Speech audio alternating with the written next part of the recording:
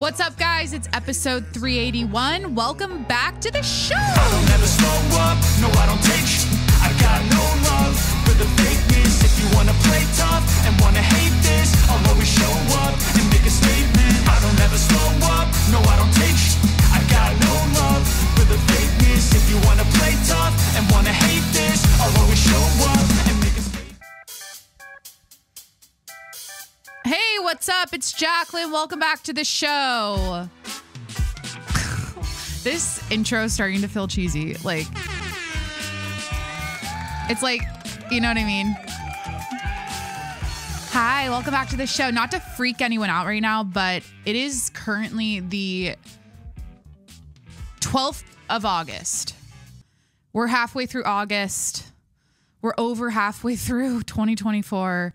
We're 40 days out from our wedding, which is feeling like 4 days away because that is going to come so fast. And there's just like, we're on top of it, but it's feeling like we have, like a week to go and it's 40 days, but like, I know that's going to happen so fast. So I'm just approaching it like, get shit done.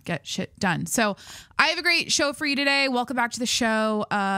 We're going to do, honestly, a lot of wedding content, a lot of wedding related topics. Do you guys want me to set the scene? Let me set the scene. Before I set the scene, holy shit, please hit that subscribe button wherever you're listening right now. I'm on Apple, Spotify, Google Podcasts, Stitcher, Breaker, Overcast, wherever you listen to podcasts. Please hit that subscribe button and don't forget to review the show 5 stars while you're there. I am drinking a Dr. Diet. What else do I want to plug? Wait. TikTok at Jacqueline Monroe.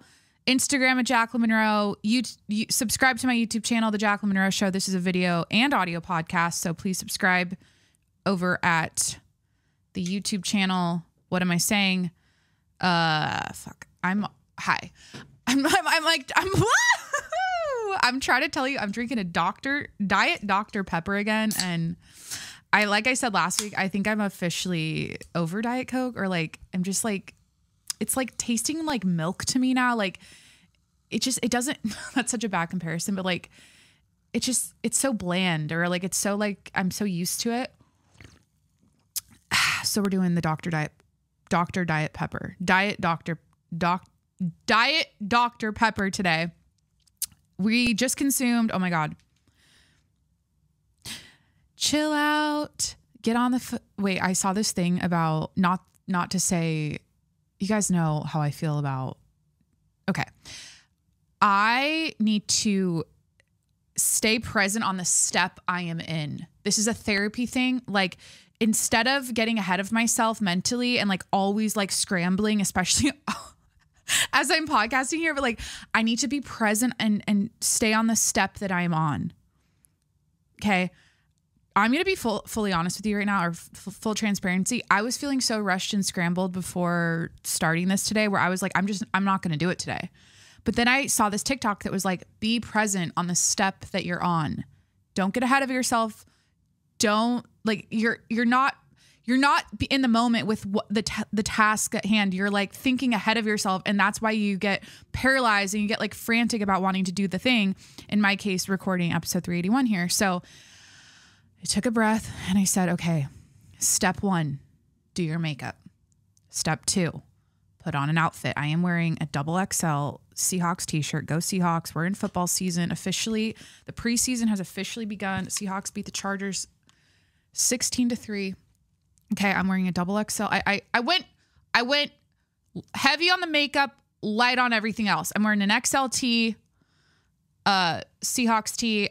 I'm wearing the fluffy hair, the fluffy, freshly washed hair from the gym. You know, I didn't do it, so that's that. But that's what I'm wearing. I just ate a Bear Bells protein bar. Now, here's what I have to say about the Bear Bells protein bars. They officially, like, I've thought this for a couple of years now since I started eating them, but like they officially figured out the protein bar. Bear Bells protein bars are the only protein bars that when you're eating it, you're like, this tastes like a Snickers or like a candy bar, you know? It doesn't really have that protein bar vibe to it. Like it's like it's like 3% there. Like, you know, it's a protein bar, but like as you're eating it, you're not thinking it's a protein bar. So they nailed it. I did just eat a Bear Bells protein bar. This is the double chocolate one. I don't know. So I ate that. It's 12:26 p.m. I just got off the phone with Corey. He just texted me something about our prenup. No, I'm kidding. Should I talk about my thoughts on getting a prenup? As you know, I'm getting married. I'm also getting a prenup. Do you want to know my thoughts on that? Because the both of us are very pro prenup. And so he was texting me about that. I just got off the phone. This is my little tease. Wait, shit. This is my little tease on a future, oh my God, it's still going. A future thing I'm doing. I just got off the phone. I just got off a very exciting phone call. I'll just say that. And I'm not going to say what the topic is on because this is like so vague and annoying, but like, just know something exciting is happening in my life and I'm so excited about it. Not the wedding. It's not the wedding. It's not the honeymoon. It's not. Okay. We already bought the house. What am I alluding to? What do you think I'm alluding to right now? But anyways, I just got off the phone. I'm really jacked up right now. I'm really excited. I'm really giddy. And Corey and I just talked about it also. We also just talked about this comedy show we're going to on Friday, I think, with his family. We're going to see Sebastian Maniscalco. Sebastian. We're seeing him. Yeah, it's going to be a great week. It's Monday. I never record on Monday, but like here we are. So yeah, I do have a great show. Stay on the step you're on. Be present on the step you are on. That is the message of the day. This is I did not want to say the 4 letters. My mom doesn't like when I bring up this topic because she's like, stop saying you have ADHD. I've never been diagnosed with it, but I think I have tendencies. I think a lot of us do, obviously, because of our phones and just how like, it's such a cliche, like how scrambled we are with like picking up your phone, looking at your phone all day and like setting it down and then picking it up and watching a little video and then going to an email and then going back to the video and then going on your Instagram. It's just like this constant zigzaggy thing we do that I feel like really scrambles our brain. And anyways, it's also my phone. I don't know if this is relatable, but like, I feel like the routine I'm in with checking my phone all day and like being on my phone all day has messed with my concept of time, especially how much time I have in a day. Like if you clock how much you're just like you could sit on your phone for 15 minutes or you could vacuum your house, start a load of laundry, do the dishes and like let your dogs out to take a shit in that 15 minutes. Like there are so many things you can get done in such a short amount of time, but I feel like, yeah, anyways, that's a different subject. Like sometimes when I'm like cleaning and like doing stuff, like getting shit done, like writing an email or like getting something sent off in the mail, I don't know, whatever. I'm like, I clock how much time it took me and I'm always shocked. I'm like, that was so much easier than I made it sound in my brain. And again, you like get ahead of yourself and you get like, anyways, paralyzed and you're not present on the step you are on. Today, we are going to stay present on each topic. We're going to take a breath. This is napping hour for me. So like the fact it's 12:30 p.m. on a Monday and I'm this awake is unreal. Now I do think, as you know, I have been a little fitness bunny for the last pretty much all of July.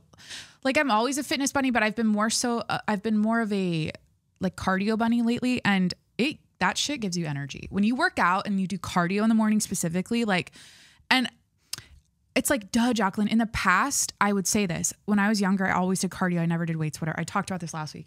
But I would always feel so much energy all day from cardio in the morning versus I feel like now I mostly weightlift in the morning. And then I get this midday crash right now at 12:30. And I always do my little 20-minute power nap. And then I start the second half of my day. This is an everyday thing for me. And it's just how my little rhythm works. But yeah, I do have a lot of energy. We're going to talk about, let's just do the wedding stuff. So do I want to address anything else in the room? There's a lot of cancellations happening in the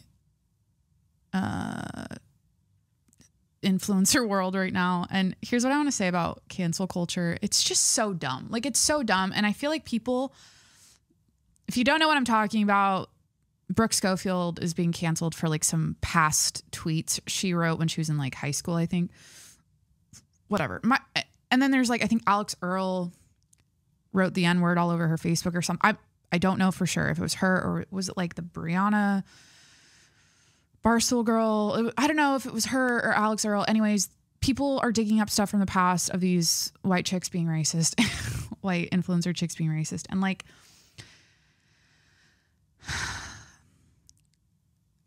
okay, fully writing the N-word is like one thing, but like saying, like, I feel like what Brooke said, first of all, I should not have any opinion. I don't really have, I can't be one to say what's the whole thing. Like, hey, white girl, shut the fuck up. Like, you can't talk about this, you know? But from what I read that she's being canceled for, it wasn't great, but like the way it's being handled is, it's like they're overly, what's it called? Apologizing for, or overly like cowering to the woke mob of people that are like, shame on you and what you said when you were 16, you know, like, and then she's like crying on her TikTok doing these apology videos, and then Tana's not having her on her podcast, which honestly was like kind of shitty. Like, as a friend, you're basically like not allowing your, like, I feel like Tana in that moment should have had, in this moment of time where Brooke's being canceled, like, be by her side. Let her have that platform and that opportunity. Like don't hide. I feel like this is the thing I hate about cancel culture, and especially for shit like this. It's like, it's so, it's like taken so seriously in a way that's like, I can't have Brooke on my show. Like, I'm not allowing her on the show because of what she said when she said. It's just so dumb. I feel like it's so dumb. And like, you're kind of throwing her under the bus, but I don't know. Yeah, it's weird. I feel like here's my take on like cancellations and being canceled, quote unquote canceled. Like, what even is that? I've always said this, like, if that was to ever happen to me and people were to dig shit up or like find something they didn't like that I said when I was, you know, younger or whatever, I just wouldn't give it any airtime. Like, I wouldn't, unless it was something like, here's my thing. If you do something illegal, that's one thing. If you do something that's like, you know, not totally PC and you write something on your Twitter, okay, but just don't give it any energy. Like, these people like take it to, it's like so insane how serious they take it. I'm not saying you shouldn't address it at all and you should completely ignore what your fans are saying about you and how like disappointed they are in you. I think you should, address it. But like, the level in which this shit goes when people get canceled, where they're like completely like rolling up into a roly-poly-oly and like hiding from the internet. And it's like, you don't have to do that. That's like a choice you're making that you don't have to do. And I believe that people, like, I hate when people are held to the fire for their past like that. It's just so dumb. Like, I don't think, I mean, who am I to say, but I don't even think Brooke's tweets were even, they weren't great, but they weren't like that bad, you know, like, again, that's just my opinion, but I can't really say that, you know, look at me, I shouldn't have, you know, so how did we get here? How did we already get off the wedding planning topic? Like, I'm not even talking about what I've been up to, because I've been up to a lot. Do I have any other thoughts to say about these girls getting canceled for being, I don't know. I just don't like the level it goes to. It's like, I just wouldn't entertain it. I mean, obviously I'd feel like shit about it. I would be like, damn, like it'd be like, ugh, damn it, you know, and then I would just keep it moving. I don't know. That's just me. I wouldn't, because like, when you give something that much energy and you allow people to like, can't quote unquote cancel you like that, it's like you give them all the power. It's like, you're a human being who's allowed to make, like, of course you're going to make mistakes, especially when you're younger and your brain's still forming. Like, you're not going to, I mean, I was an idiot in middle school and high school. Like, I probably I don't think I ever tweeted anything. I can 99.99% sure. I don't even have a Twitter, but I used to. Yeah, I'm like, I'm just a dumb, stupid little teenage angsty kid who's like figuring things out and just like yeah. So of course you're going to grow up and learn and change and be a little more, well-rounded in your views and ideas and opinions about people and the world around you because of your life experience and your age. Like you have more life under your belt. So I'm very pro, like, let people, give them the space to like change and grow and be better, and don't like hold them to the fire for something they said when they were like, I don't know, was she 17? Which is still, you're like old enough to know better. Obviously, like, right from wrong. And, but again, with what she tweeted, I'm like, I don't know. So anyways, wedding planning, wedding countdown time. I literally cannot even get on this topic without mentioning, like, I'm all over the place today, but, I upgraded to the 40-ounce Stanley Cup. Life update. I finally did it. I wanted to see what the hype was all about. But the reason I got the big Stanley is because I had the 30-ounce. I think it's called the Ice Flow. And I was busting through those refills so frequently where I was like, I wonder what 10 more ounces would do to my life. And I wonder what the handle would do to my life. And the little straw, it doesn't flip up. It's like a full-on straw. And it's nice. Like, I don't know. Like, I was holding my other one like this. Like, if you go to the video. Now I have a handle. It's like, I don't know. It's fine. I haven't spilled it yet. So I'm waiting because, like, everyone complains about these big Stanleys, like, spilling water everywhere. And so far, so good. I took it to the gym. It was fine at the gym today.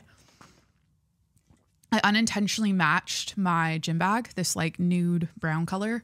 So that was kind of fun when I noticed that this morning. Corey actually picked the color out for me.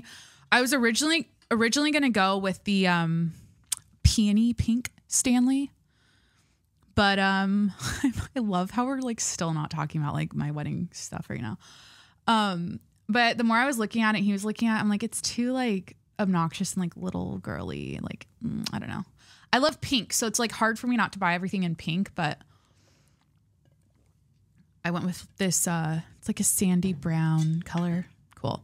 All right. So I got my wedding dress altered. That was on last Friday. I went to this little lady. She was so sweet. I walked in the door and I'm like, yes, this is exactly what I want.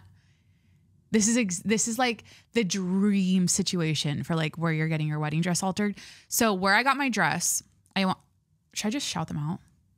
I went to the Bustle Bridal Boutique in Del Mar here in San Diego. And they recommended this wonderful Turkish lady to do the alterations on my wedding dress. They work closely with her. So when I showed up, she's like 5 feet tall, maybe not even. She like has a little bit of a accent. Like I could tell. I'm like, I asked her where she's from. She's like, I'm from Turkey. I moved here. Like, I think she's been here for like over 50 years. She told me she went to sewing school in Turkey for like 6 years or like 6 to 8 years, which is crazy. And she like learned everything there at that school. And she's been altering wedding dresses now for like over 40 years. So I walk in and the whole place is like a hoarder's house in like the best way. It was like just like racks of clothes she was sewing and like just cute little things on the wall. I saw this sign that was like, today's going to be a good day or something. And I was just like, yes. And even the way, like when I went into I literally walked in, she like knew I was coming because, I booked the appointment at 11 and was like, all right, Jacqueline's showing up. I walk in and it was just like, boom, boom, like get that dress on. Like she just like had me run into the changing room, which was like these 2 shower curtains that had to get like pinned together. So it wasn't even like, a shut room or anything. It was like a full on, like, what do you call that? When you jimmy rig something, like it was all she was like holding it for me as I'm clamping it. It was really, I just love shit like this. Like it doesn't always have to be like perfect and beautiful and like shiny and fancy. Like there's something about going to like a tailoring place or whatever. And then like just seeing the life that's been lived in there and all the clothes and just the stuff and the pins and the push pin cushions and the sewing machine. She had this other little lady on the sewing machine as she was helping me. And it's this tiny little shop and it was great. So I put my dress on, it fit. Now last week I don't know if I mentioned this on the episode, but I was doing literally. So I know how negative or how bad, especially for a woman's body, like over exercising is, and how it's like horrible to spike your cortisol and like, over exhaust your system on a regular basis. Right. But I know my body, I know how it works, and like I can get away. And I'm also like, I'm in a place with my fitness where I can push it. Like I can pretend I'm training for an Ironman at this point. Like I know it's just my wedding, but like I can do 3 workouts a day. I was doing morning spin class at 6 a.m. followed by like a light glute workout or like a light lifting workout, just because I wanted to go to the gym with Corey after. Like that's literally why I did it. Like I could be done with the spin class and be like, okay, I'm going to go back to the dogs. But like, no, I was like, I want to go and see Corey at the gym and like work out with him. So I would do like a little light weight workout after that, and then a little sauna. I was doing all of this last week because I was trying on my dress Friday, and I really, really, really wanted to feel amazing in it and like feel like it was a little looser than the last time. So, yeah, I was doing that. And then I would go to hot yoga at like 4:30 and Pilates. And I was doing that. I think I did that. All 4 days last week before Friday. And then on Friday, I tried on my dress. She had to take it in a little bit, which was kind of like, ooh, hey, last time it was tight. Now it's like getting taken in. And she did this thing to my dress that I really wanted to do. And I didn't know if it was possible, but she said, I can do it. And I'm like, of course you can do it. You've been doing this for 50 years. Like, I trust you. Like, I didn't even second guess, like, is she going to F this up? Like, I have full faith that what she's going to do to my dress is going to be incredible. And so when she was pinning everything and doing it, I mentioned that thing I wanted to do, and she's like pinning it and it looked perfect. She even took a little video of me twirling around in it and to make sure that I liked how everything was. And, yeah, long story short, I've been working out. I've been eating healthy. I've been trying on a lot of dresses. Another wedding update is that I spent my weekend. Literally, I was on Saturday morning, FedEx, USPS, and UPS back to back to back. And I had about 15 boxes in the back of my car to return, full of shoes, dresses, accessories, things I ordered on a whim for my wedding that just didn't work out. And I decided like, okay, I have to return them within the return window. And so I'm like, I need to like get this done ASAP. So, it actually went a lot better than I expected. So what I did, I guess I've told this backstory here, but if you're new, I assume like a couple months before my wedding, I'm going to walk into the mall and like find white outfits for my wedding weekend. Like no big deal. And I tried that out. I walked into the mall and it was a total flop. Like it wasn't what I thought. So I ended up online shopping like a mad woman, over the past couple weeks. And, yeah, long story short, I'm looking now at my rack. I got this rack to hang up all my looks. I'm keeping 2 dresses. I'm keeping 2 dresses. I have 2 more on the way, and the one on the way that's coming is like, it's a potential. And if that one doesn't work, then I'm going to go back to the one I returned that was too small and get that in a bigger size. So then that's going to get resent. And that's kind of where I'm at with the outfits. But yeah, I've been wearing my wedding shoes around, my bridal shoes. My wedding planner was adamant. She's like, wear them around for 6 to 8 weeks before your wedding. And I'm like, I'm sorry. Like she's so sweet. I love her. Like she's the best. And I'm like, what difference is it going to make? I know it's like good to break in a heel a little bit, but like consistently wearing my heels for 6 to 8 weeks is going to look like I've been walking through the trenches of, what are the trenches in World War? Was that II? World War I, trench warfare? World War I, right? That's what I'm going to look like. I have trench foot. I mean, like I'm going to be like, they're going to be brown. They're going to be like falling apart. All the little, like, they're like satin with a little, should I tell you what my shoes look like? Whatever. They have like a little, beaded buckle thing on them. So, but yeah, I've been wearing them around. So shoes are good. Dresses are good. It's coming together. But the ones I had to return, I got really organized. And I love Amazon because it's just like return. And then you do the little barcode thing at UPS and they box it and ship it for you. And it's like quick and it's not a headache because it's all within the app. I had to go through all of my emails. I had to go on all these websites, start returns. Of course, they make it impossible to find where to return the item on the website. So I had to like go through all of that, get a QR code or a return label sent to my email. Then I categorized. Originally, I categorized all my returns. And this is like Neiman Marcus, Saks, Bloomingdale's, My Teresa. Where else did I order from? Yeah, anyways, these are Lamarck. Randomly, I've never heard of Lamarck until shopping for dresses, but Lamarck. And originally I just put them in a return folder in my email. But then I was like, wait, this is going to be a shit show when I walk into the place because I'm going to have to like figure out which one's UPS, which one's USPS, like which one's FedEx. So then I got smart and I reorganized all of the return emails into separate folders of UPS, FedEx, USPS. So that made it easy for me. And then I had to box everything up. And then I put sticky notes on each box to coordinate which box goes to which location. So then when I drive up in the parking lot on a hot day, I'm like, you know, my AC blew out, by the way. Worst timing. Fucking worst timing. It's like nothing is worse than running around in 80-degree hot, like it's pretty humid right now, weather, and just like sweating your balls off and returning packages. And so yeah, so that all worked out. That was smart. It actually went really nice. FedEx was cool. They pretty much like hold your hand through the returning process. And then USPS was like, get the fuck out of my face with these packages. I walked up to the counter with these 2 boxes to return and the guy's like, where are your labels? And I'm like, well, I have a QR code.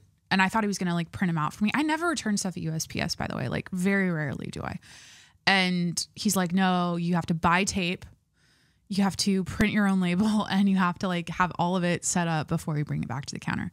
So then I went over to the little kiosk thing they have there, and one of my barcodes worked or whatever. My QR codes got me a label. The other one didn't. So then anyways, I just didn't return that one. I returned the other one, but then I went to UPS. And if I have to pick my favorite out of the 3 locations, shipping locations, UPS to me is number 1. They really help you every step of the way. In fact, this guy was like, hey, I got you. I will print out your USPS label and I will ship it for you from here. You won't get a receipt or a tracking thing, but I can help you out and do that for you. Just send it to the store email. I'll print it out. No big deal. So UPS was great. That was my returning situation. I got it done by midday on Saturday. And I was like, I thought that was going to be my whole day. Then I went to the Goodwill. I looked for tchotchkes for the house. That's not really wedding related. I found this like boho-y white fun summer dress that I was like, for like $7.99. I feel like I need this. It's like good to have white outfits right now for, I don't know. I'm just like, I feel like when the thing that like when I talk to other girls that have gotten married and stuff, they're like, aren't you just so sick of wearing white all the time? And I'm like, I'm not like doing that. Like I'm not doing a bridal shower. Oh my God. I have a lot of hot takes to go through, by the way. My wedding hot takes is coming soon. I have a full list of like 50 things that we're going to go over as part of the episode. I'm not doing a bridal shower. I'm not doing a bachelorette party. So my only white outfits I'm like planning on wearing are for my wedding weekend. And it is what it is. Like, I feel like I'm like, do I like have a lot? I wear white as it is, but I'm not like in my bridal era wearing white, pajamas around the house all day and like white dresses all the time. I don't know. So I'm not over the white thing yet. I'm excited to wear white for the wedding weekend though. Like I am excited about it. Now that I'm buying all this stuff, I'm like, I'm seeing the vision come together. I'm really excited for my wedding day outfit I'm going to wear before I put my dress on, because I wanted to go one route and I'm not going to tell you. all my stuff's going to be a surprise. Like the pictures will come out and that's when I'll like talk about it.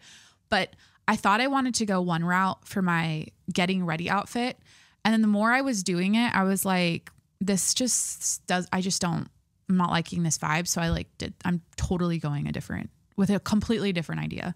And that dress is getting delivered today. So I'm super excited about that.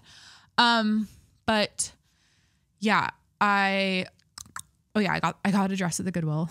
I also got a bunch of history books, like kids' history books for our house. Randomly, I was like, it looked like someone like cleaned out their library at their house or their bookshelf, and like brought them all to the Goodwill because there was a lot of like really cool books there.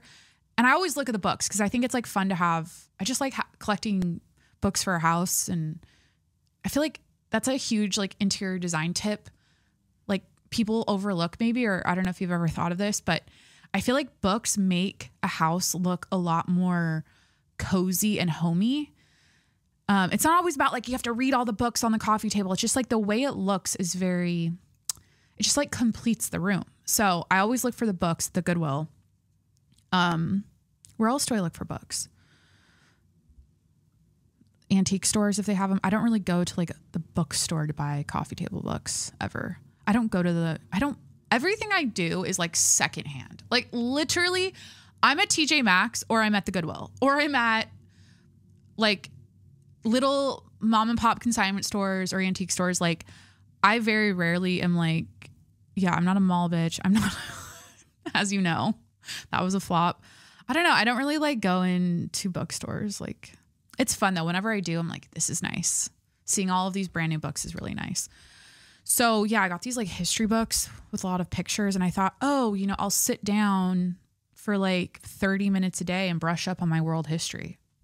That just sounded nice in the time. I was I'm there with a book and I'm like, that's what I do every time, no matter where I'm at. Like when I'm looking for books, I'm just like envisioning like where I'll read this, like the whole, like the reason I'm going to read it. Like, it's like I conceptualize the book and how it will like, and the plan for reading the book in my mind as I'm looking at it. Otherwise it's like, why buy it? I don't know. So let's move on. Oh my God. We talked to our wedding planner for like 2 hours last week and I feel so on top of our shit. Like, I feel like we are so dialed in. I really don't have any stress about like, we have to get this done. We have to plan this. We have to order this thing. We have to do this. It's like all pretty much like lined up. And now we're working on like little tiny things that are easy. It's not like a big stress ball. So that phone call went really great. That was last week. So wait, I was under the impression I literally cleaned our whole house because I was like, oh, she's coming over tonight. And she ended up we did a phone call instead. So yeah, I don't know why I said that, but sometimes it's like, well, it's still good to have a clean house, even though you don't have people coming over. I had to tell myself that. But anyways, I'm trying to think of like the wedding planning logistics we're on right now. We need like stationery and shit. We need like signage stuff. So that's kind of what we're working on. But, which I feel like I'll include that in my wedding hot takes. Not that like word art and signage stuff is like bad or anything, but I feel like, I don't know, it's hard to like have a wedding and not do signs and like labels and stuff and make it all like organized that way for the guests to like read things and see things and, welcome to the wedding, welcome to the part, it's like, it's kind of what you do. But like a piece of that to me is very like it's kind of tacky-ish. Like it's like,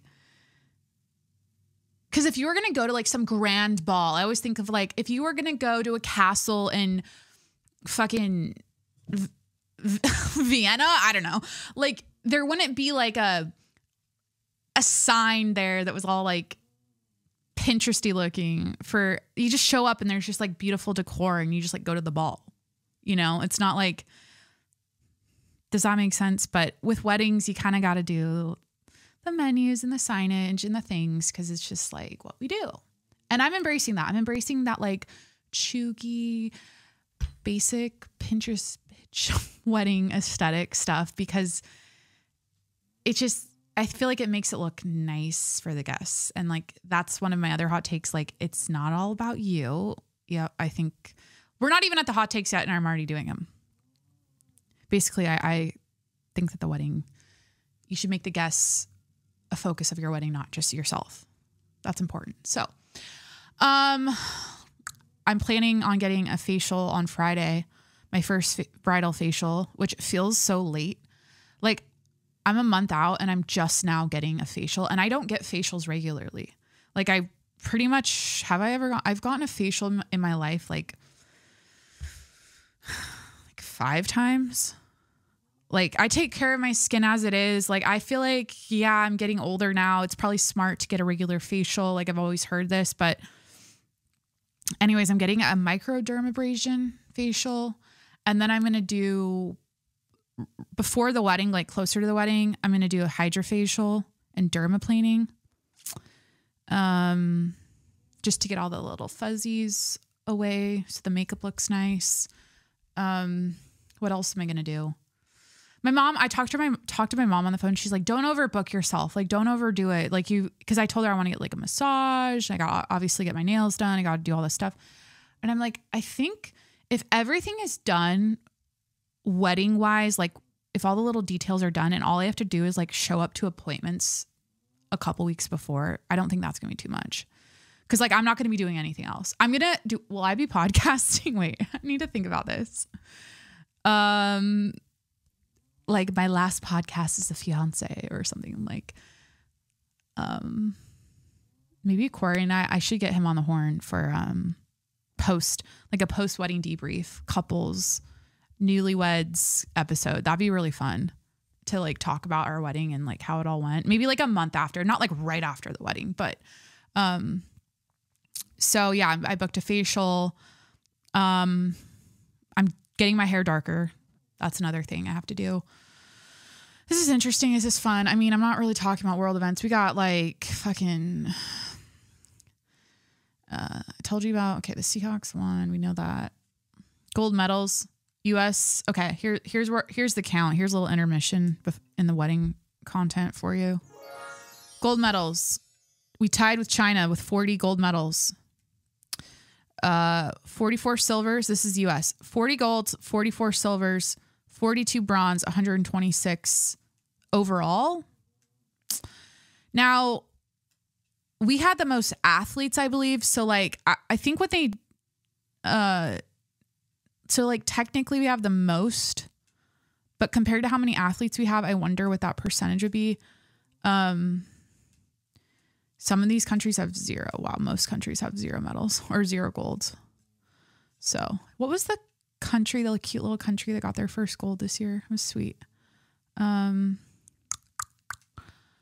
here. Was it St. Lucia or something? Yeah, that's sweet. Cool. So Olympics are officially over. Paris Olympics are officially over. I kind of stopped watching after gymnastics ended. I was like, watched a little track, but after the gymnastics, I was like, we won gold. Men's basketball and women's basketball won gold for basketball. Did Trump's plane almost crash or something in Montana? I saw that. They had like engine failure. Trying to take him out in the sky now or some shit. I don't fucking know. He said, I'm reading this article here on BBC. Trump falsely claims Harris crowd was faked. There's a picture of, it does look so AI. The Harris campaign put out a image of a crowd with their phones up when Kamala came off, I think that's, what is that, Air Force One? And I guess Donald Trump has falsely claimed a crowd which gathered to see Vice President Kamala Harris speak in Michigan last week didn't exist, and an image showing it was AI generated. It's a lot of people there. I don't know. I don't even want to talk about this, guys. I'm just like,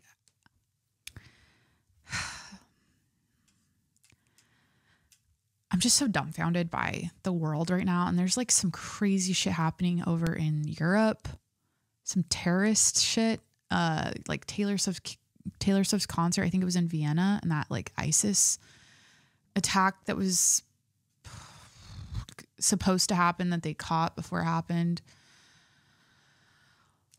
The UK's got a lot of sensitive stuff happening right now. So yeah, we're going to go back to the wedding stuff. I'm like, yeah. So we picked out our first dance song. Back to the wedding stuff. This is annoying. Am I slouching? I'm slouching so bad. This is not good bridal posture. So I've been in wedding mode now for a little over a year, ever since we got engaged and started planning this. So I know a lot about the wedding industry, wedding culture at this point, and I have a lot to say about weddings and what people choose to do or not do on their weddings. And honestly, like, I'm going to do my list of hot takes right now, my list of wedding hot takes. But at the end of the day, obviously, everyone's different. Everyone has a different vision, dream, plan for their wedding, a different goal in mind. And I can't bash that and like hate on that, because everyone, again, is different. And I think a lot of what I'm learning is that a lot of people have a like deep relationship with their wedding, or something that they've literally thought about since they were a little girl. And that is, it's like so core to them and so important to them. And that's, I feel like, I don't know if I can say most people or most girls. I'm just going to talk about women, because it's like a woman thing to like plan your wedding and dream about your wedding. So that's just, I've never seen like male wedding planning TikTok or like groom TikTok where they're like talking about their wedding planning journey. I don't know. So something that, yeah, I think I've always known this, because growing up, like my friends would sort of like allude to like their dress someday. Like in elementary school, I remember one of my friends, I'll just call her Sarah. I don't even think I had a Sarah in my class. I remember she would like talk about her wedding dress in the 3rd grade and talk about wedding stuff. And I'm like, it was so far away in my mind. I just like, I knew, oh, someday I'll get married, but I never like dreamed about it as a little girl. I never really put it on the frontal part of my brain ever until I literally got engaged and had to plan my wedding. So it's a really interesting thing. Like, I guess the reason I'm bringing this up is because on my TikTok, as you know, I went viral for saying that I think the man should pick out the engagement ring for his girlfriend and she shouldn't be involved, or like tell him like every little detail she wants. Like, I think it should be on him to pick it out for her. And of course that went viral because what the fuck? He's not wearing that ring.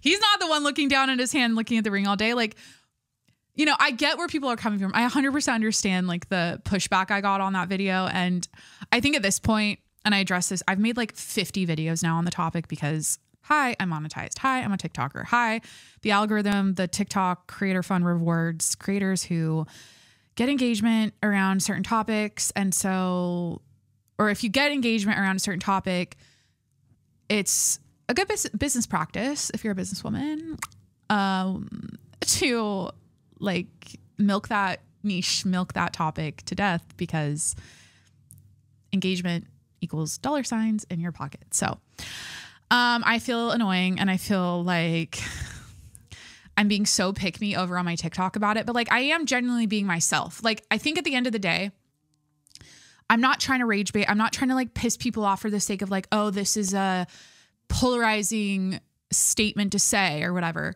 But I genuinely am not the type of girl who ever dreamed of my wedding like that, or thought about engagement rings, or had a Pinterest board, or like it never really crossed my brain. It never was a thing in my mind. So I think the people that are commenting and like pushing back are just like we get it, girl. You're so chill. Like you're like, you're, I don't know. What do you call that? They call me a pick me girl, you know, because I'm just like, so go with the flow when it comes to like whatever my fiance picks out for me, or whatever ring he would pick out for me. I'm so like, I'll love it because he loves me and who cares what it looks like. But I think girl to girl, like if I was talking to my friends and we were talking about rings and stuff, like, yeah, you're going to have a preference and you're going to say what you like. And I'm going to be like, yeah, fuck yeah, you should get what you want. Of course. Duh. I think it's just my experience that worked for me. And I think I'm projecting, or I want that for other people because it was so special. It was so special. So yeah. Wedding hot takes. Are we here yet? Are we doing this?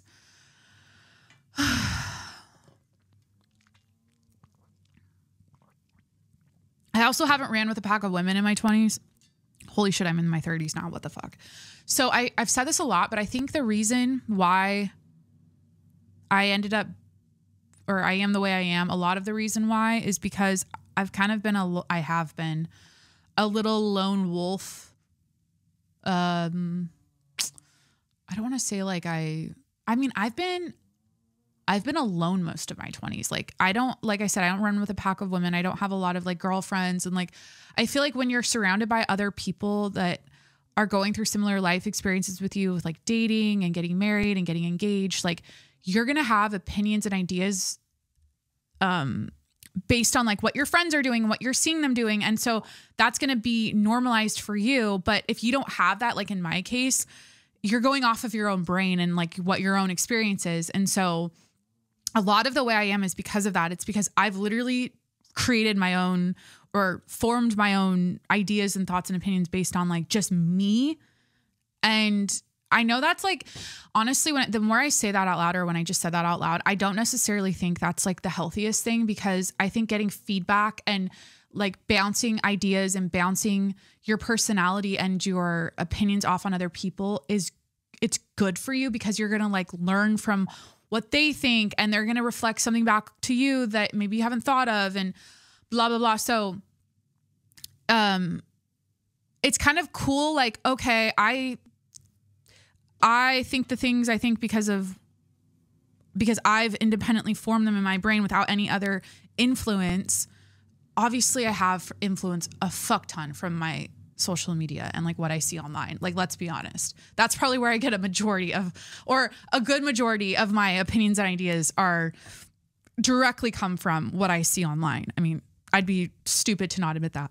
So, but other people like girls and stuff end up kind of like conforming to similar ideas and thoughts. And, I'd be the weird friend in the group who's like, yeah, I don't care what ring it is because I love him and whatever ring he picks out for me would be beautiful because I don't care. Like, I've always thought that though, if I'm thinking like, let me actually like put in my brain, let me actually like go back in time to life came at me fast though, because like during COVID or after COVID, like I realized, oh my God, like 3 years have just gone by or whatever. Like, whoa. And now everywhere I look, everyone's getting engaged and married and all that. But before that time, that was always like it felt far away. Like it didn't feel like, oh, that's right around the corner. Right before you turn 30, when you're 29, you're going to get engaged. Like that, like life happened fast like that. So, yeah, when I was younger, if I thought about like getting proposed to, none of the guys I was ever with, I imagined marrying, to be honest, like not a single one. So I wasn't like looking at rings or thinking about it, but I've honestly, like, I'm trying to go back in time. I'm pretty sure like I've always assumed maybe it's just my own, my own psyche or whatever. I've just always assumed that's something that the man does. The man picks out your ring and proposes to you.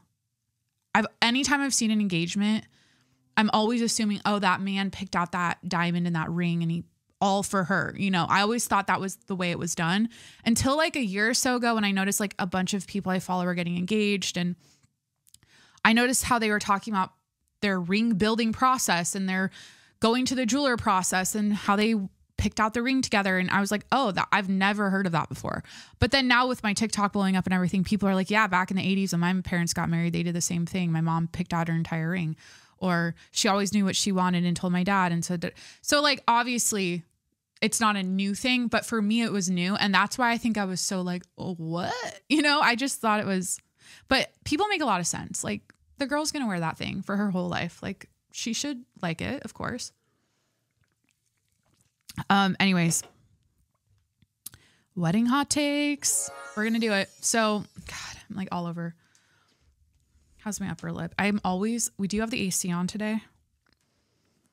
Using my Charlotte Tilbury airbrush flawless finish powder. Oh my God. Speaking of sweating. Oh my God. So Corey and I got pasta and like tiramisu and wine. And so I tried my dress on Friday, and up until that point, I was like so healthy with my food. Like I was having a perfect day every day for multiple weeks. And I was like, yes, I'm feeling myself. And on Friday, we're like looking at each other, like, let's go out for a date night. Like, let's go get Italian. And I'm sitting there looking at the menu, and I'm like thinking all like health minded, like my wedding's in 40 some days. Like, I'm going to order the salad and the protein or whatever. And I'm just sitting there like, fuck it. I just tried on my dress. It looks great. It's going to be fine. I'm going to have some pasta and wine tonight. It's going to be fine. It's one day, whatever. But what's crazy is like, what am I saying? Oh my God. Like, what's the point of this conversation? I went to the gym. So like when I eat a lot of carbs, or like, cause carbohydrates, like you retain more water when you eat carbs. And I even looked it up because I'm like, is this like a fucking kidney issue? Like, do I have is this something underlying here? I went to the gym. What's today? Corey went golfing on Sunday. I had a lot of carbs on Saturday too. So I had a Friday night dinner, and then on Saturday it was a carby day. Okay. It was like a lot of like food. It was like a high carb day. The next day I go to the gym, I do my cardio, and then I sauna, sweating as usual a lot. Like, I always sweat a lot, but like, it wasn't anything out of the ordinary. Okay. This is the sweating story before we get into my wedding hot takes.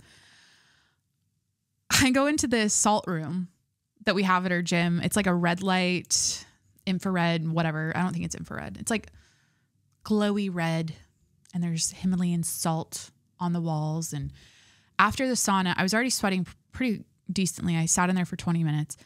I go into the salt room, and I'm just sitting there because I'm trying to like cool down and like get my, breathing kind of slower. And, I wanted to like pack up my bags and get back on the road and go back home. Right. So I'm sitting there, and I only brought like one hand towel for my sweat. I'm sitting there, and I'm noticing that I'm dripping sweat like pretty bad, as if I'm in the sauna. Now, this salt room isn't heated. It's like room temp, right?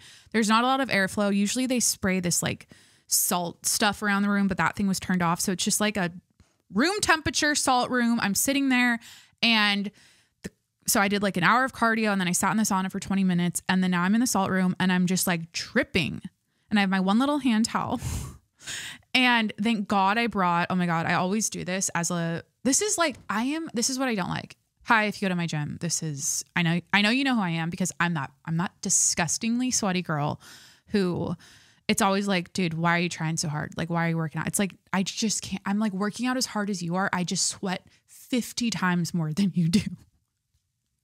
And I hate being obnoxious about it. Like, I always try to like keep it like on the DL, right? So I take my gym bag in, I take my shoes, I make sure I have like my towels and everything in there with me in the salt room, in case like I'm all gross and I don't have to like walk out in front of everyone and like drip everywhere. Cause I was just like, I don't want to be that person. It's just like I'm trying to be, I'm trying to have like nice etiquette in there. And, the worst thing, I feel like when people are in the gym with like or in the locker room with their headphones on, there aren't really any girls like this in the gym. I'm just thinking of like, I feel like guys would do this. They're just like obnoxious and like flailing their bodies around and just like really like pumped up because of their workout. And they're just like it's just like no one likes that energy in the room. So anyways, I'm in the salt room. After like 5 minutes, I'm like, damn, I'm like dripping like a faucet.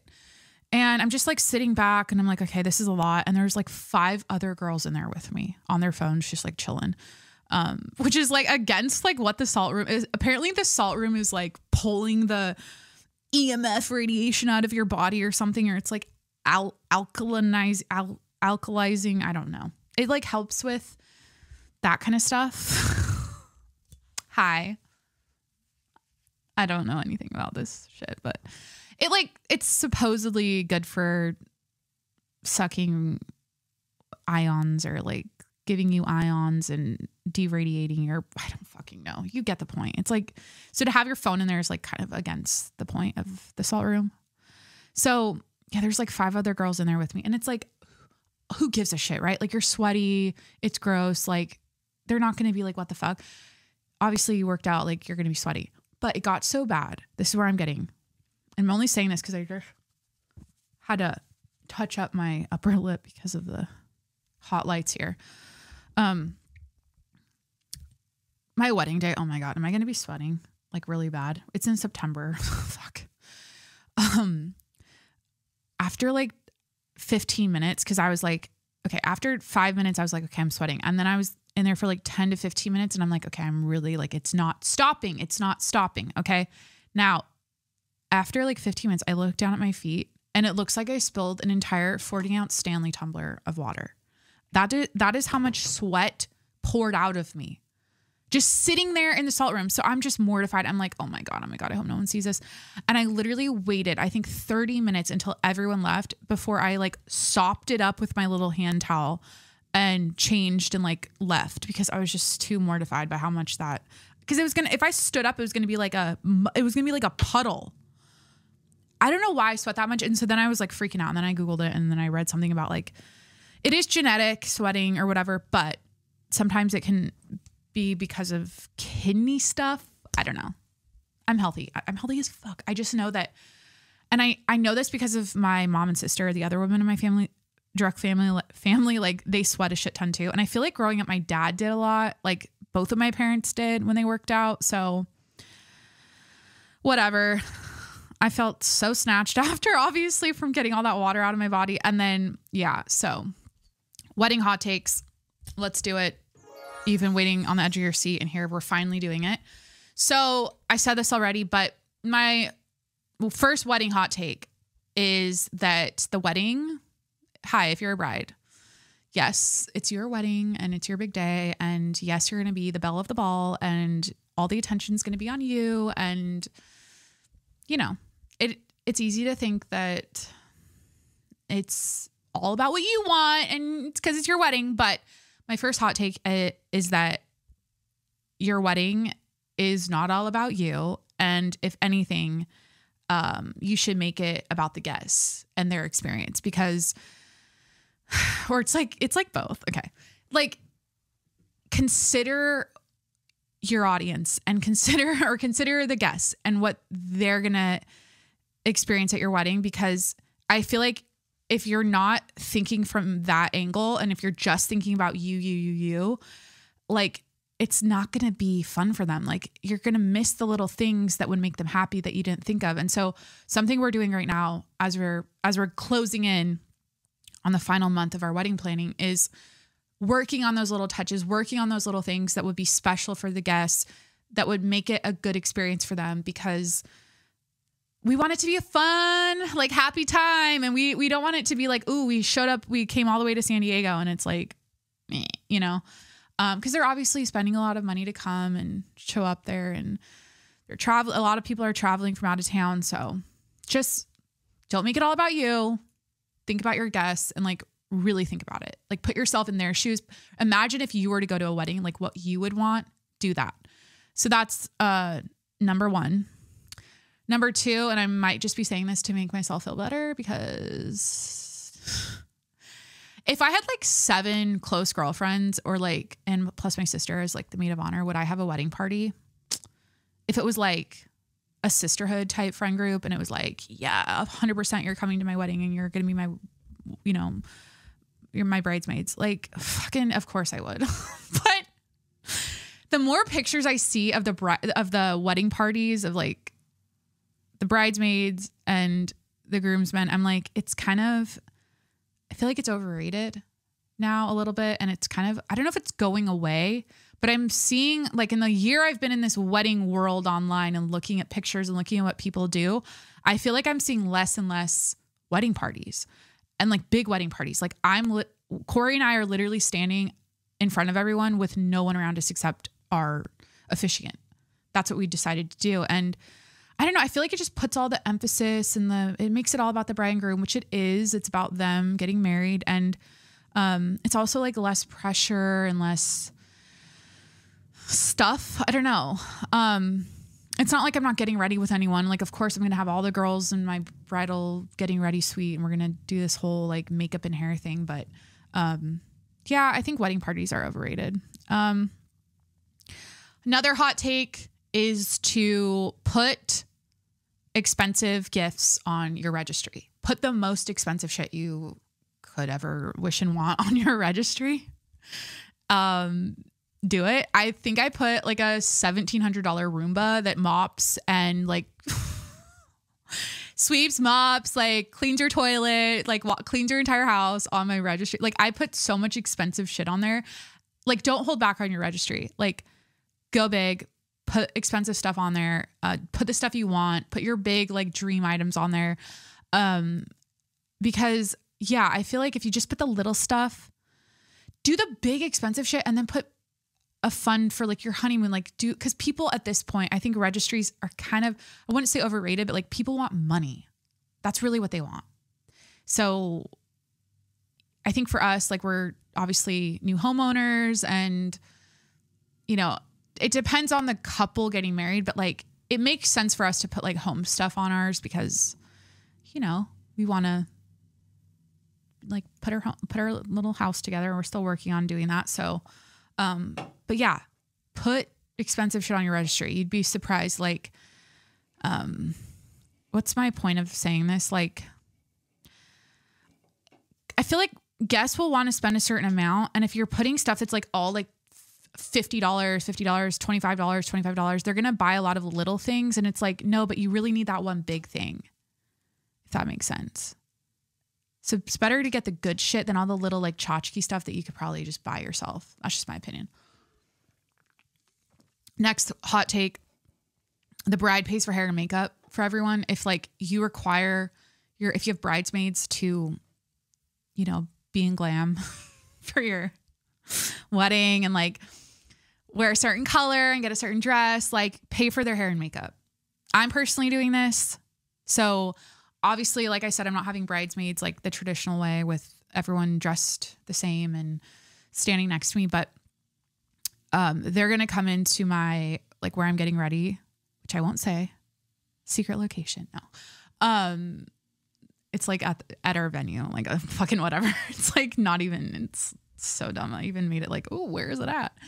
And they're going to get their hair and makeup done on me. And it's part of, again, their experience. Like they came all this way to come to my wedding. Like I want to give back to them in that way. And I want to make sure that, everyone looks great and feels great. And I'm not going to be like, not only making them buy certain outfits. I feel like this is more applicable if you're like, if they're like paying for your bachelorette and like all the stuff for that. And then also the bridesmaid dress. And then they show up and then they have to like do their own hair and makeup. I think it's a nice gesture to pay for their hair and makeup. So that's my other, I don't know if these are like hot takes, opinions, whatever.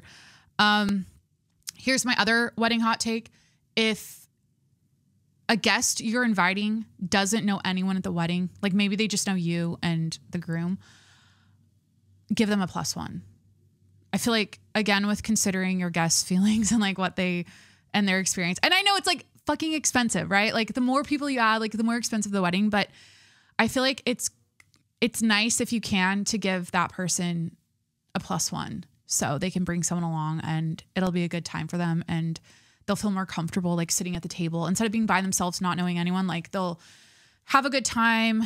Again, this is like case by case depending on like how big your wedding is, but if you can, I think giving the people that don't know anyone there, if they're like a random special person from your life and it's just that one person, they're not affiliated with your family or your friends or anyone else at the wedding, give them a +1.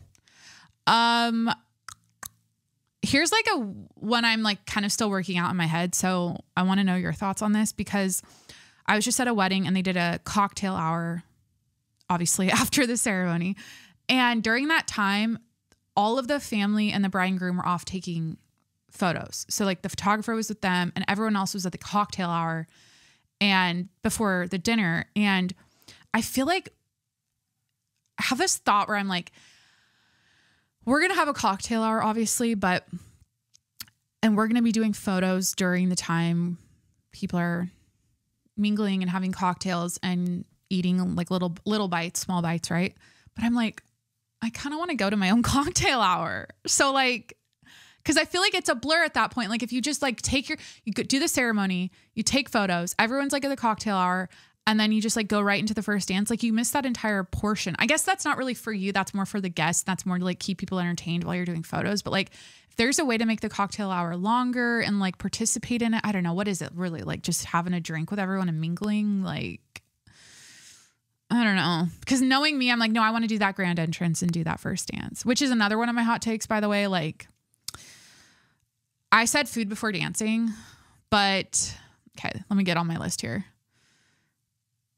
So I think, okay, here's my thought on dancing. So everyone's lubed up from cocktail hour. They just watched you get married. You just took photos. I think because most weddings happen where, fuck, hold on. Excuse me. Is that the first F-bomb? The bride and groom after that make a grand entrance and then the first dance happens and everyone's like watching them. But then it's like the, what is it? The mother of the groom, father of the bride dances, you know, and then it's just like this dancing thing and everyone's sitting and watching them. And it's like, feed those people. Like, I feel like there needs to be food on the table at that point, at least bread and butter, you know, lube them up with some good fat and carbs. Okay. And, they got a cocktail. They had a little small bite or two. They've been sitting around watching your wedding. At that point, it's probably been a long day for them. So make sure there's food on the table, a little bread, little butter, right? Maybe a salad, just something to get them started while you're doing the first dance and all the other little dances. Because yeah, I feel like that's important instead of like just having people sit there and like watch the dancing and they're just like, where's the food? They're like hungry at that point. So I'd say first dance is fine, but make sure people are like starting to eat. And then also my other hot take about weddings is that I think sit down dinners, while they are beautiful, while they are so formal and so grand and, you know, ideal, I feel like in our minds, it's like a sit down dinner at a wedding is right. Like ideal, but I feel like they're kind of going out and the buffet's coming back in. And to be honest, sit down dinners, anytime I've been in a function, like an auction or a wedding or whatever, whenever there's a sit down dinner, I feel like by the time the food gets to me when it's served, it's kind of like lukewarm and cold. And it takes forever. Like it always takes so long to get the food. And I feel like people think like buffets are tacky, which I kind of understand like that perspective. Like it's like fucking, it's like, welcome to the Grand Golden Corral. It's like I don't know, but I don't think buffet weddings are tacky. I think people are happy because they get to have as much as they want within reason. Obviously, they get to like pick out the food they like. It's hot. They're well fed. There's options. You're not just like forcing them into like one cuisine because we're gonna have like 5 different. I put up 4. Why did I do that? We're gonna have like 5 different types of food there for everyone. We are doing more of a buffet style setup. We're having some things served, like the initial stuff's already served, and then stations for food where, yeah, it'll be hot and ready. You can go and get what you like and come sit down, and dancing will continue at that point, obviously. But I think that combination needs to happen. Like the food and the dancing needs to be like this perfect symphony of timing where people aren't just sitting around staring, watching the dance and like looking for the food. You don't want people to be like looking for the food. Also, people like should not have to wait on cocktails. Like if you're having a big wedding and you're doing a cocktail hour, make sure you have pre-made cocktails, like trays being passed around so people can grab that margarita, grab that Paloma, whatever, like grab that martini, like make sure they can grab something quickly or have that as like a option for the people standing in line. That way it's not like you're checking your watch, like, Jesus, it's been 20 minutes and I'm still like waiting for a drink. So, depends on how big your wedding is, but I think that is a good way to go. Making drinks for people. I also think that welcome bags are kind of tacky and unnecessary. Like, I'm sorry, getting paper bag with like a toothbrush and fucking candy in it for a wedding. Like, I get the sentiment, like it's a nice gesture for your guests to give them a welcome bag, but like unless you're putting in fucking like lawn comb, I don't know, soaps and like Chanel, I don't know, like chocolates, like, or fucking C's candy. I don't know. Like, I think there's a way to do it, like where if it's not going to be, if you're not budgeting for like something that's like a little like more high end and nice, and you're going with the Costco candy and the toothbrush, like just omit it. Don't do it. I think it's a little unnecessary and tacky. And like people are going to come prepared. They're going to have their own toothbrush. Like, I mean, I've seen obviously like hangover kits and that kind of fun stuff, which I think's it's cute, but like at the end of the day, it's kind of tacky. A lot of this wedding stuff I'm seeing in this like wedding world I've been again living in for a year is like, it's like, it's too fussy where it like doesn't need to be. So yeah, I don't know. Welcome bags. I think in my case, I'm going to do a little something. I'm not going to say what, because I have listeners that this pertains to, but it depends. Like everything depends on like the size of your wedding, how many people are going to be there, and what you're willing to spend. Right. So I'm not saying don't do anything. I think there's like little gestures and things you can give your guests that are nice, but I just think the welcome bag is kind of a tacky thing to do. Okay, back to the dancing, first dance topic.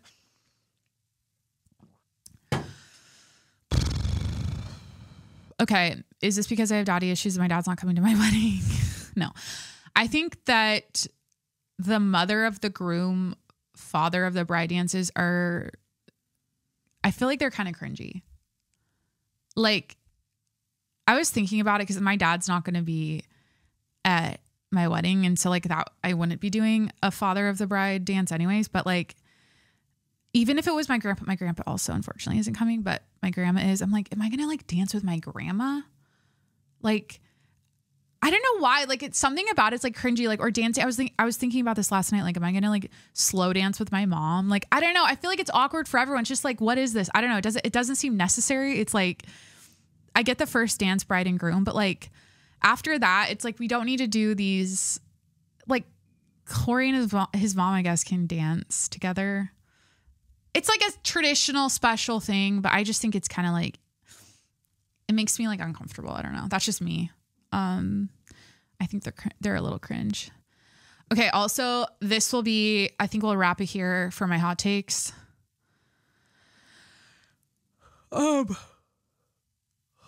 This is like an extreme hot take when it comes to, bride and groom attire, specifically the groom attire. I think I think that the groom should always wear black and have a bow tie. It should always be a black tux with a bow tie. Always. I don't care if it's a beach wedding. I don't care if it's a all white themed wedding. Like, no, like, or whatever. Like, I guess some people do that, which is crazy, but, or not crazy. Like, do what you like, right? Like, do what works for you. But like, let me just go to the bow tie. Specifically, let's talk about the groom wearing a bow tie. So now, while a suit and like a tie is nice, I feel like, and I'm only going off of a picture I saw of Corey at his sister's wedding. So I'm basing it off of this because he looked amazing, right? Like he was in the wedding, he was wearing a black tux, the black tie, and his sister's husband wore a tuxedo with a bow tie.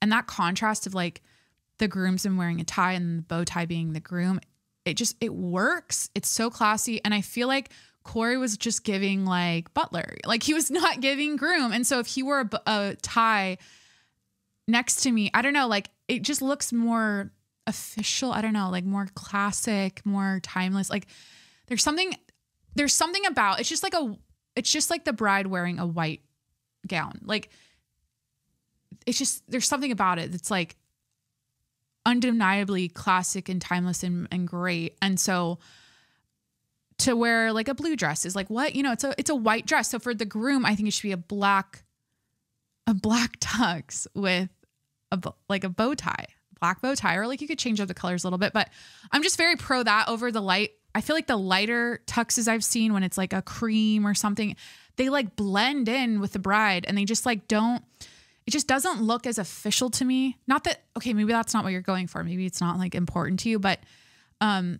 it doesn't have like weight to it. The light groomsman suit doesn't have like a weight unless you're doing like, I mean, it has to be a sick white suit. I mean, that shit has to look so like right out of the colonial days or something. It has to be like so grand looking. It cannot just look like a sport coat, a white button up, and I don't know. I feel like the groom gets lost when they're lighter. Now, Corey mentioned he wanted to wear a blue tux at one point, and I was like, I just smiled. I was like, oh, well, that's what you look great in blue suits. Like I've seen him in a blue suit. He looks amazing. Or like gray, like any other color but black. I'm like, it just doesn't feel right. You know, like it just doesn't give like that. That's the one thing, like, I guess I have envisioned is like, I've never imagined getting married and not being next to the groom's in a black tuxedo with a bow tie. Like that's just how my brain works. But again, do what you want. Everyone has a different preference. I mean, you don't even have to wear a tie or a bow tie. Like you can, you don't even have to wear a boutonniere. Do that whole shindig. I feel like, yeah, that's kind of prom-y, but I don't know. I think we're definitely going to have the boutonniere. We've already planned for it, so we're doing it. But yeah, I'm all for like that black suit, that James Bond fucking black buttons. Like I mean, it's your wedding, you know? You can wear a light, beachy linen outfit or whatever any day, but it's probably what the bride wants, right? So maybe the bride wants it to be like a lighter, beachy vibe. And I feel like those weddings, like, it does look nice, but I'm just like all about like, I want it to look classy and classic and like, you know, no one looks, it's like the bride in a white dress is stunning, right? The groom in a black tux with a bow tie, just like, It's like go with your best option available. And in my opinion, that's what the groom should wear. So I won that fight. It wasn't even a fight. I'm so excited to see him. So I'm actually like doing a first look kind of with him too, because I don't want, I can probably envision what he looks like in a black tux, but like it's like pretty standard, right? But I didn't want to see it. Like he went to the tailor with his mom and they like, you know, tried it on and she sent me a video and I was like, through my phone. It's like not that big of a deal if I see it, but like, I just really want to see him for the first time when we're doing our first look, on our wedding day. So, all right. I think that's my list. I do have a story about the nail salon and domestic violence. Not domestic violence. I guess it's like, I won't tell the story like in depth, but I went to the nail salon. You know, when you like go, like I've never been to this nail salon. I was doing my second bridal nail trial. Like I wanted to switch up the nails and I was ready for a fill. And I just randomly went to a new place and the woman who did my nails was like my soul sister. It was like she had a similar path of adversity that I did. We had very similar like upbringings, childhoods. I mean, hers was like 10 times worse in a different way than mine, and she was very open with me about that. But it was one of those things where this doesn't happen very often, but when it does, it's really special because look, I'm not all about like telling everyone your life story the second you meet them. Like I'm not a big fan of that. I don't like to do that personally. And I feel icky sometimes when other people do that to me because I'm like, I just know too much information. Like that was really heavy. But it was one of those things where she was like, ask me what I do for work. And I said, you know, the podcast. And she asked me what I talk about on my podcast. And I think I had mentioned like, you know, a lot of times I talk about like mental health stuff or whatever. And like, being a woman navigating dating and life experiences and blah, blah, blah as a woman. And I don't know. I feel like I said that and she was just like, she wanted to know my opinions about her situation and her past. And like, she wanted advice. And I was literally sitting there and we were like trauma bonding in a way and like talking about our childhoods. And then, and I ended the conversation thinking like, wow, this woman is really fucking smart.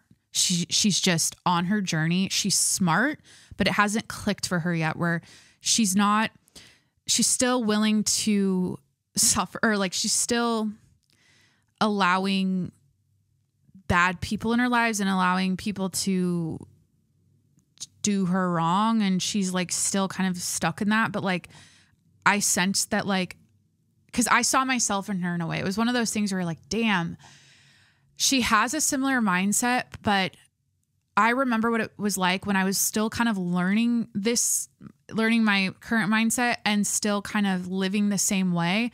And then there's a time where you switch and you like get to the other side and you're like, there's no going back. I'm never tolerating that, never doing that. It's about like, I don't think she's smart. She knows better in all of that. She knows what's going on with her as far as like being gaslit and being manipulated and being, walked all over and abused and all that stuff. And it's a self-worth thing at the end of the day. And I think that's what it was for me. So I just noticed I was trying to like, I just let her talk. I was kind of in that mode of like, okay, I don't know her. I just met her. She's doing my nails for the first time. But like, I think she just wanted to talk it out. And I said, it's okay. Cause she kept feeling bad. Like, oh, like I'm telling you my life story. And I'm like, no, we're at the nail salon. This is, what we do. And, so yeah, that's what it was for me. Like if you don't have that self-worth thing, like super strong and you're not like, if you don't, it's like a self-love. Like you have to love yourself enough to like let go of a toxic situation, like get out of it. Otherwise you're just going to stay in that pattern and put up with BS and feel like shit. Meanwhile, you're like, what's really going on. So she definitely knows what's going on, but she's like not ready to get out of it. So, it was just cool. Cause she, I know what we bond. And the cool thing was this, she was talking about her dad and, her relationship with her dad. And it was pretty rough. And I asked her, I was like, oh, is he still around? Like, do you still talk to him? And she's like, no, like I haven't seen him in like 10 years. And, I actually called him recently a couple months ago for the first time in like a few years. And I said, was that on Father's Day? And she's like, yeah. Actually the guy she is currently with, like one of the good things about him was that he got her to call her dad, which is what Corey did with me. Corey got me to finally call my dad on Father's Day this year. So I said, no shit, I did the same thing. And, so it was just kind of a funny thing how, what do you call that? A serendipitous moment or it was just a cool thing. Cause it's just one of those examples again, where, and I'm trying to get better at this cause I think it's healthy. I'm trying to get better at talking to people just in general and being more like open in public instead of keeping my head down and just like doing my thing. I'm like trying to be more, connected with my environment and the people in it, because I think it's easy to just like walk into a store, walk into your appointment and just like, stay in your little zone and not really take into consideration the people around you. And so when you do, it's really amazing how, people will open up to you and they'll talk to you. And it was a good reminder of how like, we're all the same. Like we all have the human experience is very like, we're all experiencing the similar things emotionally, spiritually, mentally, like it's all happening to all of us in a different way, but also in a very similar way. And so when she was talking, I was like, damn, I get you, it was very like therapeutic to listen to her talk. So I was like, but damn, she's smart. It was one of those things where I'm like, fuck. And she's like probably 10 years older than me. I think, I could probably say she's like probably 10 to 15 years older than me. And like, she just hasn't figured out that like worth thing where but if you've been abused your whole life, it's hard to break out of that. It's hard to realize that you feel like you've been beaten down your whole life, and you always question your existence or whatever, but you just like, you don't feel good about yourself. You don't feel worthy enough of love and anything. So you end up pushing people away. And that's something we had in common. I was like, yeah, I can't tell you how many times I've had a good thing and pushed it away because I didn't feel worthy of receiving that kind of love. I was like resistant to it because I didn't know how to, I've never felt that. So then when you feel it, it's like, you're so addicted to the adrenaline and the ups and the downs and the toxicity shit. And you're like, when it's easy and steady and quote unquote boring and healthy, you're just like, what the fuck? We were even talking about how like, we like pick fights or I don't do this now, but in the past when I was younger, we just like create, like make shit, not necessarily make shit up, but just like make something a problem or like pick a little fight and just for attention, just to like, cause you're so bored because of how like happy and mundane and good the relationship is. You're like, I just need some drama right now because I'm so like, ugh, this is boring. Women do that. It's crazy. It's just such a classic thing. But yeah, maturity is realizing that gets you nowhere. In fact, that'll get you broken up with. That'll get you like the wrong attention. It's just not good. So yeah, that's my little nail salon story. I wrote that on my note here. I forgot to mention earlier, but I got French tips for the first time. She did a really good job. I think we were talking for so long that she was like really working on my nails and like really, she's like getting really OCD with it, you know, because she was like just chatting for so long that she did them perfectly. But I don't think I'm going to do the oval French tip. I think I'm going to do more of a ombre French tippy thing or like a nude pinky that's like really subtle. Because I just want my hands to look nice. I don't want them to be like white nails or like something obnoxious. No like sparkles or yeah. But I think that's it. Trying to think what I'm going to do now. Post this or edit this, post this, make a TikTok, make another TikTok. I said this I'll just say it on the podcast because like I don't know if you watch my TikToks, but like it's kind of along the lines of what I said earlier. This is just me kind of reflecting on what's happened recently because it's like, look, you get in the creator fund and this is like a big deal for me because I put like 2% more effort in my TikTok and now I'm monetized. Like it really was like that for me. And I went viral multiple times. Like I feel like this is meant to happen. Like I'm cut out for this shit. Like this is what I'm supposed to do. Like I want to do it. So it's working out. But I've never had the kind of engagement with my social media or this podcast that I have on TikTok currently. Like it's still blowing up now. And it's really interesting because you get a lot of feedback, you get a lot of comments, you get a lot of like pushback on your ideas and your opinions and judgy, mean comment. You know, like people aren't super nice and they feel comfortable shit talking because they're behind a screen, you know, they're not face to face with you. So I understand. I get it. I'm not for it, but I get it. And I just feel like I'm learning a lot about the part of my personality that works for the algorithm. And I don't love this. I really don't, but I'm kind of conflicted because my arrogance, my pick me girl, arrogant kind of like chill girl, little bitchy like vibe. And just, I think it's because of the way I talk. So I have a couple things that I thought about.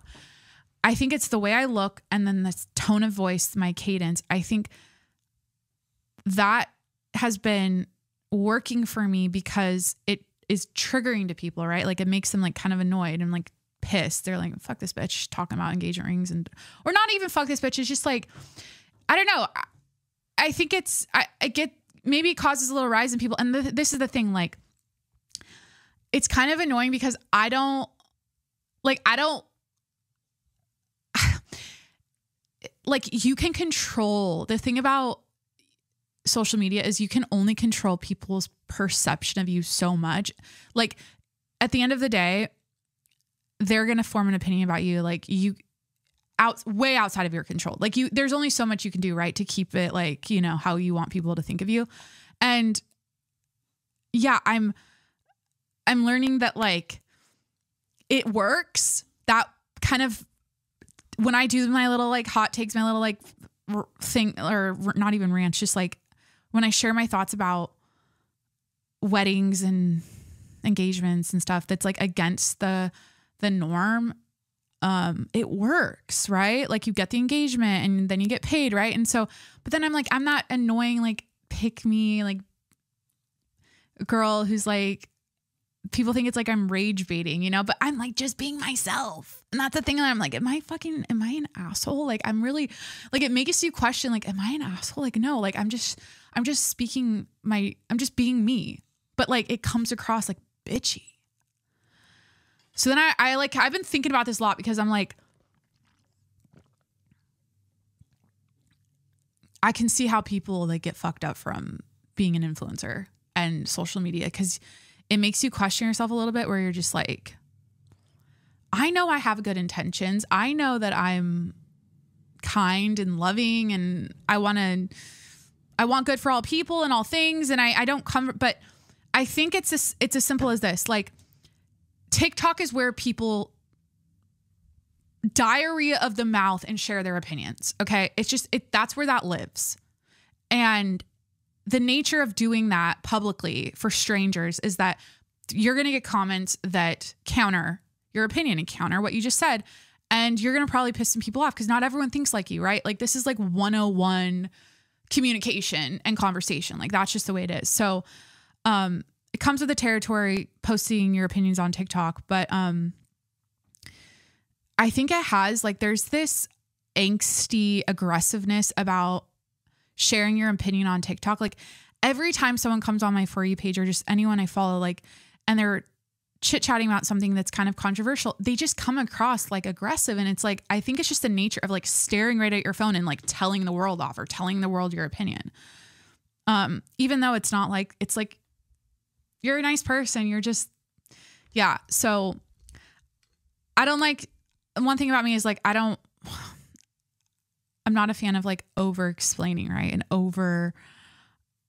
like, I don't feel a need to like prove to people that I'm nice. Like, I'm not out to do that. Like, I know that I am. So like, I don't need to control people's thoughts if I'm nice or not. Like, I don't even know them, right? Like you don't even know me, but, and I think that's like what Brooke Schofield, now that she's, you know, being canceled for this racist stuff, I see this, like when she's crying and she's doing these apologies, I just sense like she's really trying to control people's perception of her. She's really trying to like, she says like, I know I probably lost a lot of people's respect and they're probably not going to follow me anymore or watch my stuff. And like, I totally understand that.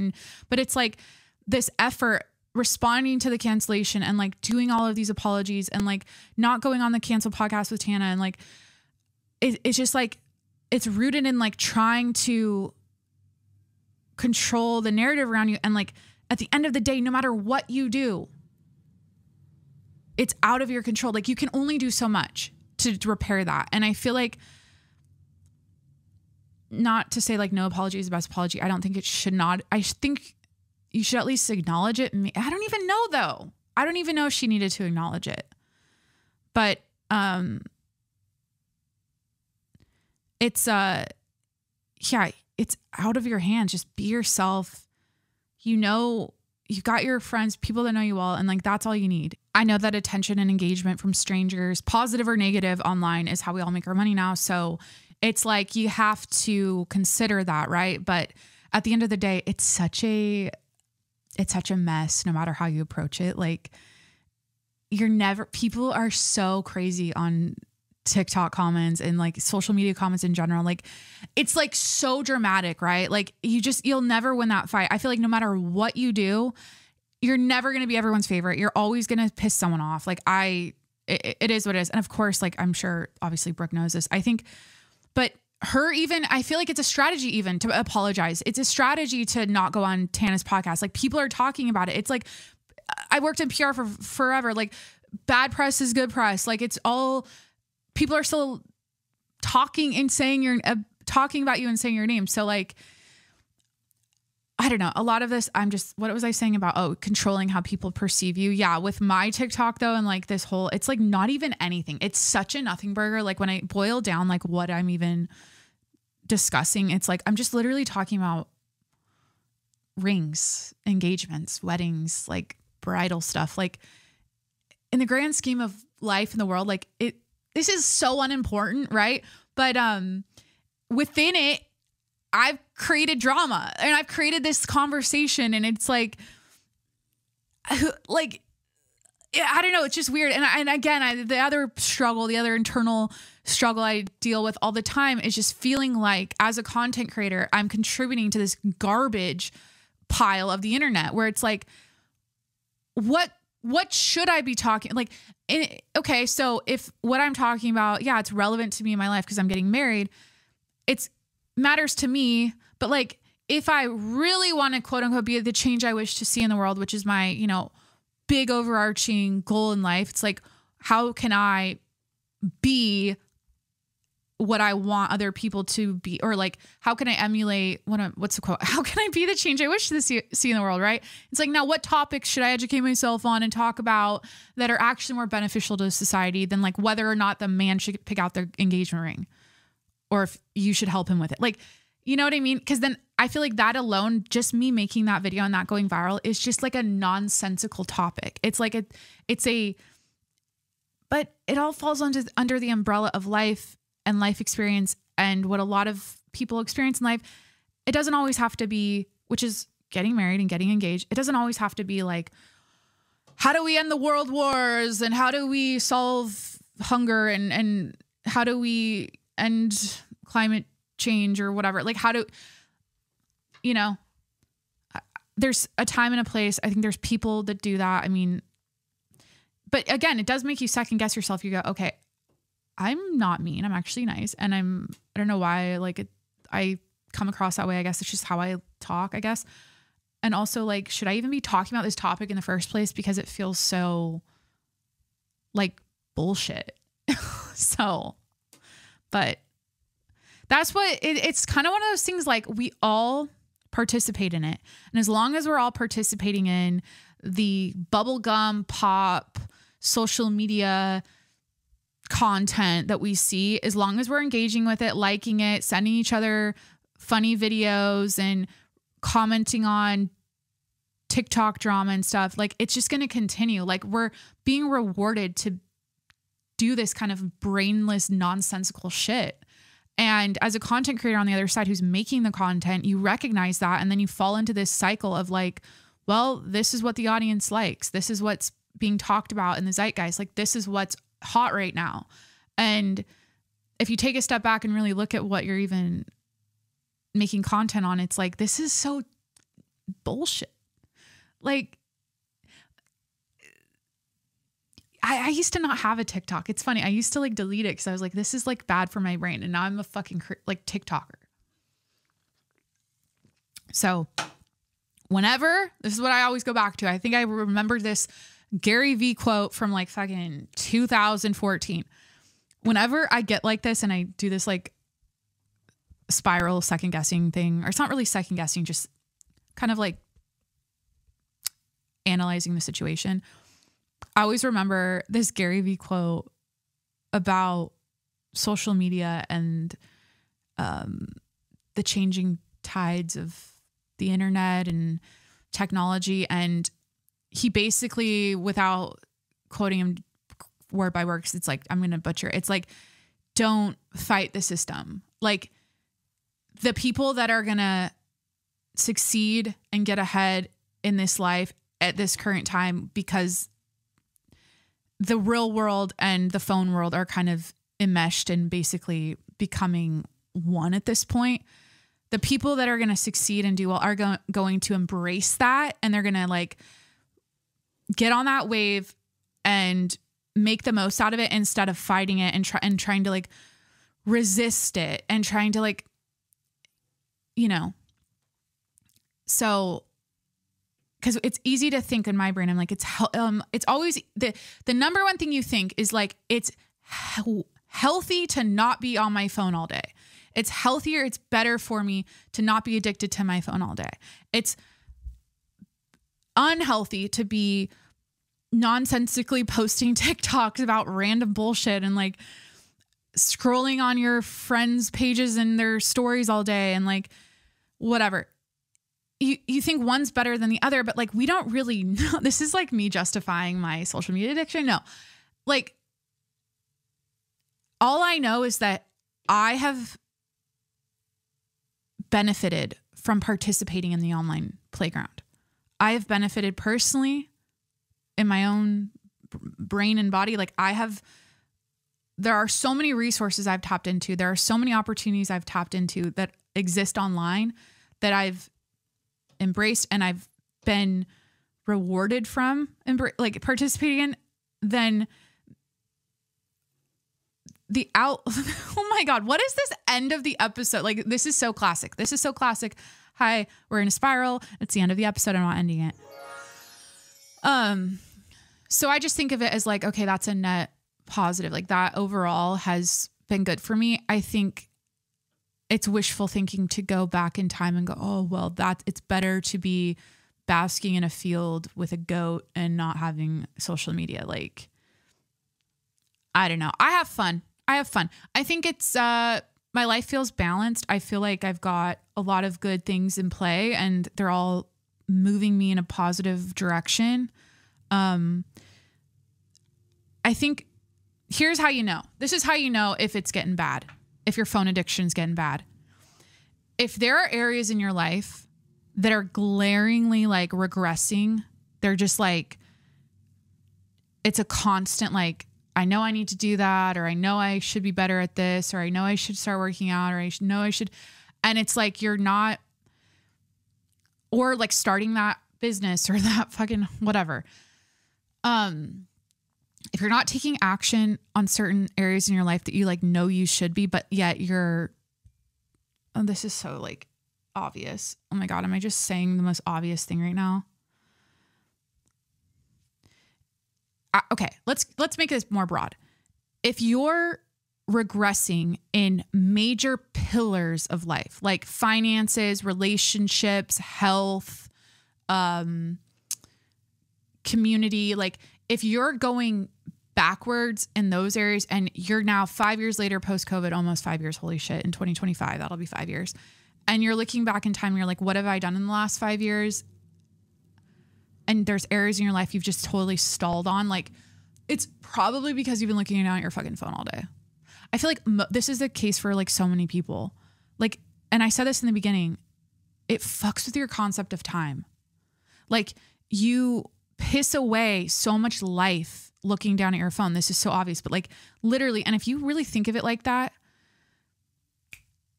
you got it. And I saw this TikTok. I don't want to play it. It's like everything's related to like what you see online, right? I saw this TikTok, but this guy was making a point. This girl was complaining about like, I don't get up before the sun. I don't work out 5 days a week. I don't drink lemon water. Whatever. She's basically acting or just bitching about how she's not like a type A, like go-getter type person. She's a sloth and she just like doesn't give a shit. And she was kind of like championing that, or like, that was like, so what that I'm this way. But this guy made a response and he's like, at some point as an adult, you realize that you can't keep acting like a child. Like you have to grow up. Like you have to, you realize like you have the same amount of time as everyone else in a day. Like you have to capitalize on that time you have, and you have to fucking grind and you have to get after it. Otherwise, if you're just making up these complaints and excuses, like nothing ever gets done. You don't move forward in life, and then you live the same life every single year. It's like same shit, different year. And who wants that? I mean, some people it's like, I'm living life. I'm in the moment. It is what it is. But if you're deep down wanting more out of life, like you gotta like fucking put your fucking boots on and get to work, Just try a little bit harder. Like I said, I fucking put 2% more effort in my TikTok. Just 2%. Like I've been making TikToks. I did something a little different. Just something a little different. Viral. Hi, monetized. Like, and I'm consistent. I think that's the other thing. And that's the core value or the core word in Corey and I in our relationship. The number one thing he told me on the first date is like, he's all about consistency. Like that's how you can maintain a good relationship is there's not like highs and lows and ups and downs. It's like, you're consistently good to each other. You're consistent. That's our word, consistency. Same goes with your life. Like that's it. So that's the end of the episode officially. Holy shit. Oh my God. Was this literally 2 hours? Like actually, fuck. How did that happen? I set out, I was like, oh yeah, it's going to be an hour show today. I'm just going to do my wedding hot takes and here we are. So hope you enjoyed the episode. Thank you for hanging out. Thanks for being here as always. Please hit that subscribe button wherever you're listening right now. I'm on Apple, Spotify, Google Podcasts, Stitcher, Breaker, Overcast, wherever you listen to podcasts. Please hit that subscribe button and don't forget to leave a 5-star review on my podcast while you're there. Helps me out, helps people find out about the show. Leave it a 5-star review before you go. Follow me on TikTok. Speaking of my TikTok spiral, I just went on. TikTok at Jacqueline Monroe, Instagram at Jacqueline Monroe, YouTube channel, The Jacqueline Monroe Show. And if you want to support the show for $5 a month, check out my Patreon, patreon.com/TJMS, patreon.com/TJMS. All right, that's it. Thanks for hanging out, and I'll talk to you next week. Bye. I'll do what it takes. I ain't making mistakes like that. To make you go take it back. I lose my shit, I go crazy when I'm mad. And now you go wish you would shut the fuck up real bad.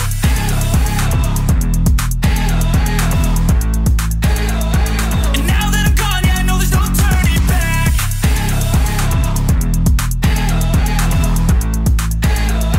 And now that I'm gone, yeah, I know there's no turning back. I don't fucking take smoke, I'ma poke a hole through you, choking's overdue. Come at me and you won't get any older, dude. Crack your holder too. Heating up inside of me, blood so violently. Thanks for trying me. Now it's finally time to see how this rivalry becomes a dynasty.